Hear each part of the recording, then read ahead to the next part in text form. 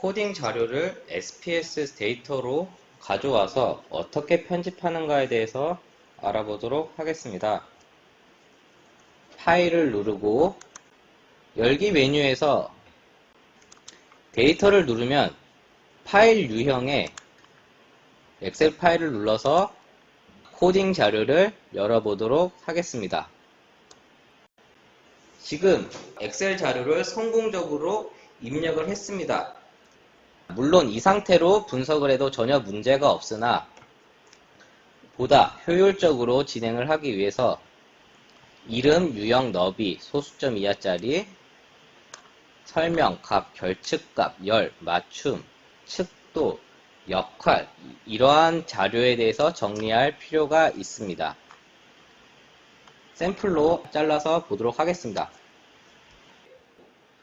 실제 통계 분석이 들어가기 전에 이러한 항목들을 정리를 하고 가야 성공적인 원활한 통계 분석을 수행할 수가 있습니다. 설문지 문항 중에 영문항이 존재할 수가 있습니다. 일반적으로 당신은 A 제품 가격에 만족을 하는가 라고 질문을 하는데 중간중간에 영문항이 들어갈 수가 있는데 반대로 물어보는 겁니다. 당신은 A 제품 디자인에 대해서 불만족하는가?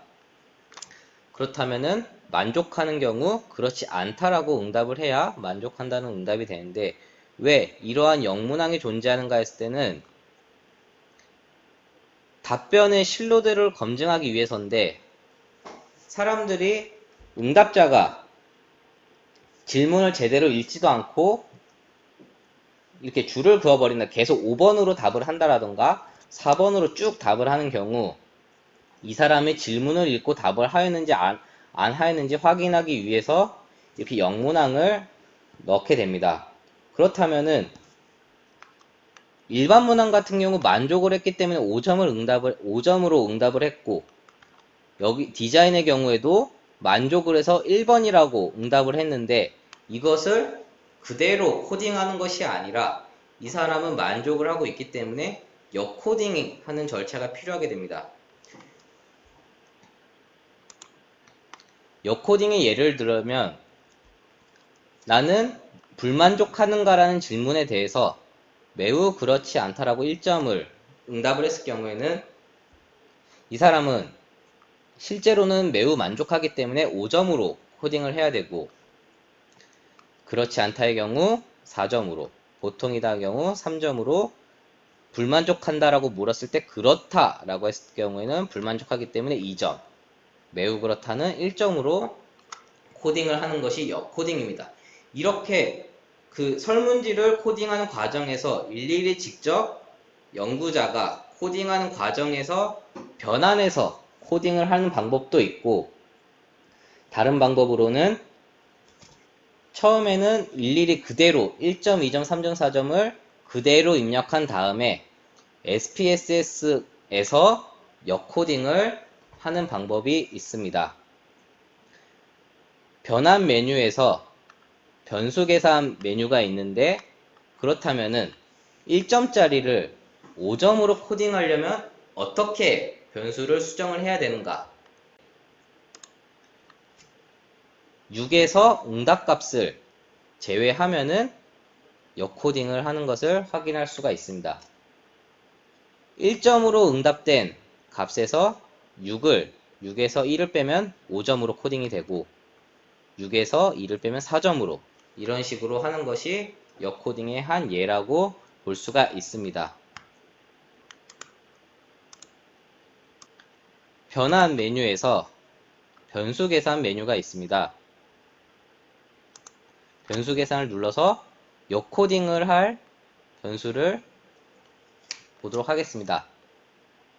대상 변수는 이 역코딩을 통해서 새롭게 만들어지는 변수의 이름이라고 보시면 되겠습니다. 예를 들어서 역코딩이라고 이름을 만든 다음에 숫자 표현식에서 6 넣고 마이너스를 입력한 다음에 5번 항목에 대해서 역코딩을 해보도록 하겠습니다. 확인을 눌러서 진행을 하겠습니다.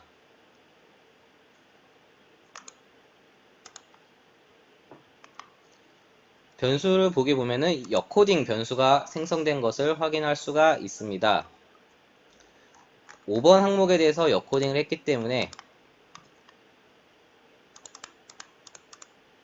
이 5번 항목에 대해서 첫 번째 설문지에서는 5번 항목에서 4라고 응답을 하였고, 이 역코딩 결과를 보면은 역코딩 결과 2로 정확하게 역코딩 된 것을 확인할 수가 있습니다.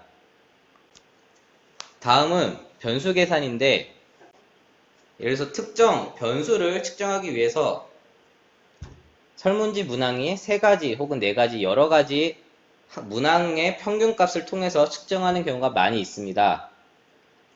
예를 들어서 브랜드 충성도는 변수 ABC의 평균값, 학업 성적은 ABC의 합 혹은 이렇게 합계라던가 평균값을 구해야 되는 경우가 있는데, 이 경우에도 변환 메뉴에서 변수 계산을 통해서 수행을 할 수가 있습니다. 변환 메뉴를 가서 변수 계산을 들어가 보겠습니다. 합계 변수를 만들어 보도록 하겠습니다. 여기다가 예를 들어서 3번 항목을 넣고 더하기 4번 항목 더하기 5번 항목을 해서 3가지 값의 합계를 만들어 보도록 하겠습니다.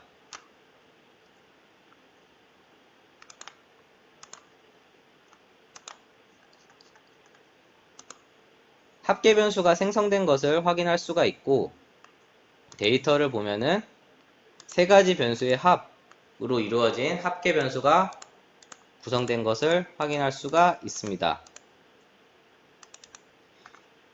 이번에는 평균을 내볼 건데, 마찬가지로 변환 메뉴에서 변수 계산을 클릭하고 대상 변수의 평균 변수를 만든 다음에 간단하게 3가지 변수인 경우 3가지를 더한 다음 3으로 나눌 수가 있습니다.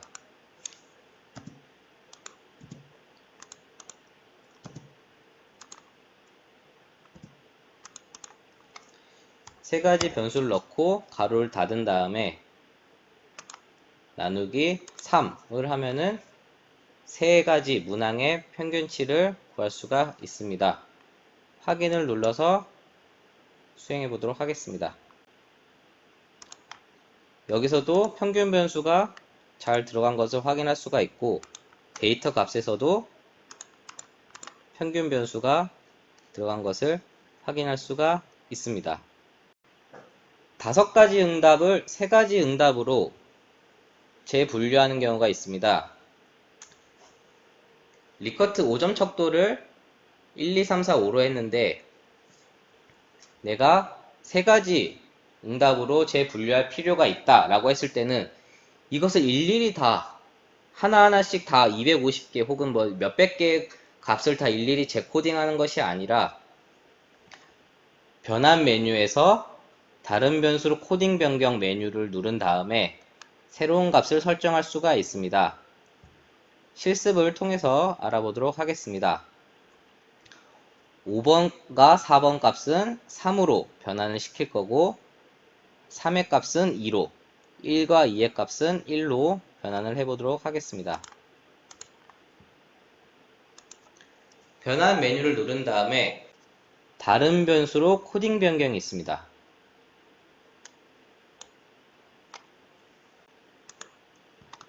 (3번) 문항을 해보도록 하겠습니다. 3번 문항을 재코딩할 때 어떻게 변수를 만들 것인가 이름을 넣도록 하겠습니다. new 3으로 만들어서 진행을 해보도록 하겠습니다.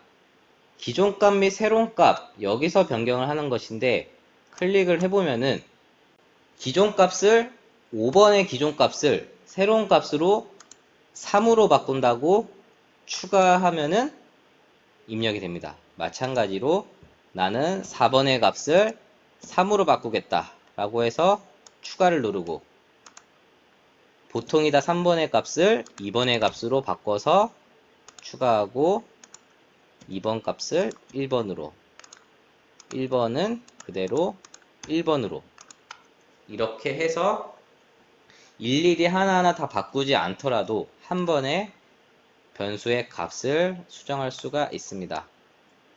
계속을 누르고 확인을 눌러보도록 하겠습니다.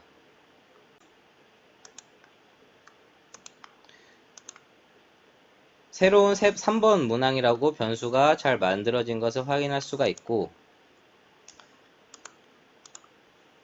새롭게 만들어진 문항에서는 다 1번부터 2번, 1, 2, 3만 존재하고 4번과 5번은 존재하지 않는 모습을 확인함으로써 변환이 잘 이루어진 것을 확인할 수가 있었습니다.